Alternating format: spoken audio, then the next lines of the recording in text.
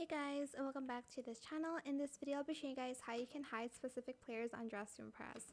So for instance, you don't want to hide all players, but you want to hide that specific player that's bothering you. Go to open menu, go to settings, and then if I select show, I'll see everyone. For instance, let's pick somebody. For instance, this person is annoying. I actually don't know the lore behind Squid Game, so like how would I know?